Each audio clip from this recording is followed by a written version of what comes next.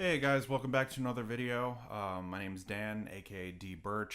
I realized I didn't introduce myself the last time. Thank you guys. I saw I got a couple of views, a couple of subscribers. Thank you guys so much. Hit all the links and stuff and all the buttons and everything down below. Today we're going to be talking about microphones. A little bit less exciting than pickups, I think, but it's pretty important because particularly I want to talk about reflection filters. Obviously, I don't have one on this mic, but there is a pretty big YouTube video. I think it's coming up at about like 700,000 views, like almost 1 million views, where this guy tries out a reflection filter and comes to the conclusion that they don't do absolutely anything. That is not true, and I want to sort of explain what the actual use would be for something like that. The mic I have in front of me is the Audio-Technica AT2020. It's the only large diaphragm condenser mic I owned for a long time. Any sort of demo or anything you might have heard from me is all done with this microphone, and I have to do a lot of EQing to compensate for this room. There's no EQ whatsoever on the microphone currently because I wanted to, prove a point with this.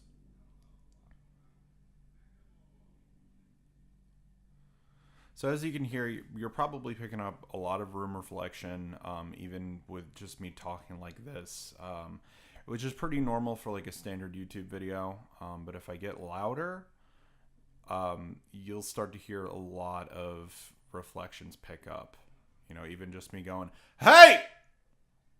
You're going to hear a lot of the room. Now, this room is not great. I'm still working on getting acoustic treatment for it.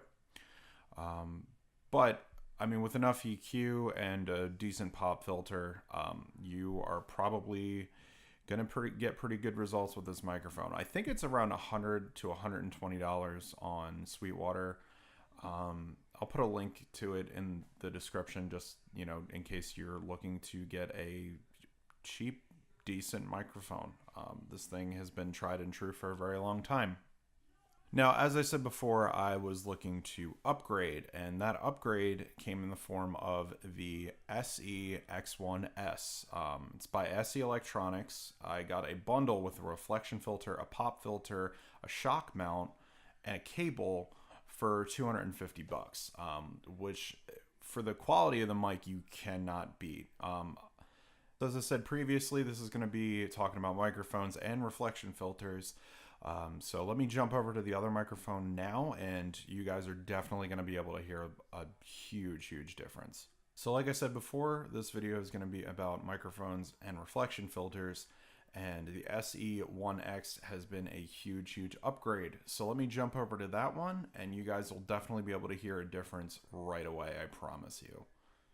So here we have the SE X1S. This is another large diaphragm condenser microphone made by SE Electronics. Like I said, you get the reflection filter, the pop filter, the mic, and the shock mount for $250 on Sweetwater right now. So that is huge.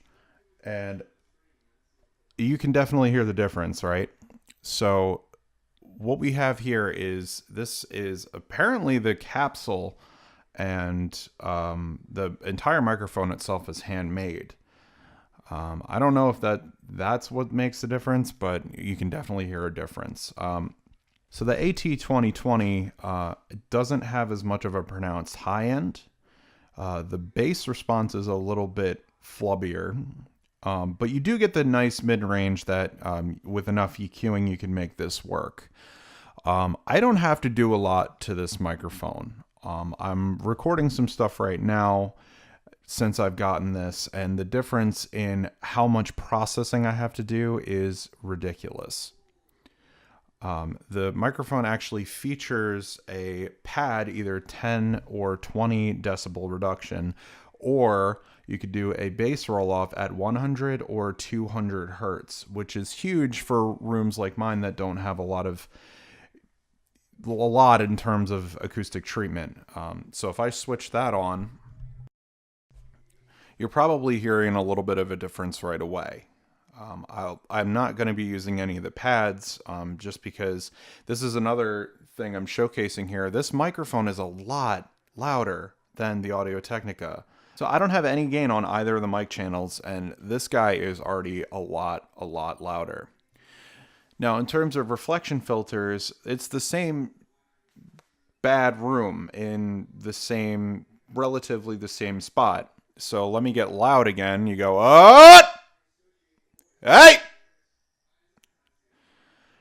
This microphone, although it doesn't completely eliminate it, the reflection filter does dissipate a lot of that. And a lot of that room noise can be EQ'd out so much easier because it's not affecting the original signal. The one video that I was explaining at the beginning of the video that is sort of debunked the myth of reflection filters, that guy is not singing. That is a man who is a very, I would probably guess a relatively successful voice actor. The reflection filter is not for voice acting. It's for loud vocals, loud singing vocals. So you're not going to hear a lot of a difference if you're just talking into a mic. The point is, once you get your sound traveling, to a certain length, it's going to come back. It's going to bounce all around the room and reflect and create a lot of noise. You're not going to be hearing a lot of it in the mic anyway if you're not projecting. So, yeah, this is a absolutely phenomenal mic. I'm sure you'll see this pop up on a couple of demos. And, this combo, can't beat it for a home studio, I feel like. So yeah, if you're looking for a really solid package for a large diaphragm condenser, I definitely recommend this. It has made recording, engineering, mixing so much easier on my end that I don't have to do a ton of post-processing in the back end. So thank you guys so much for watching. Like I said, hit the subscribe button down below if you guys want to hear more. I'm going to be talking from here on out. It's going to be a lot of pedal stuff, and I got some really cool things to show you guys. So give a like, leave a comment, let me know what you guys thought, and I will definitely see you next time.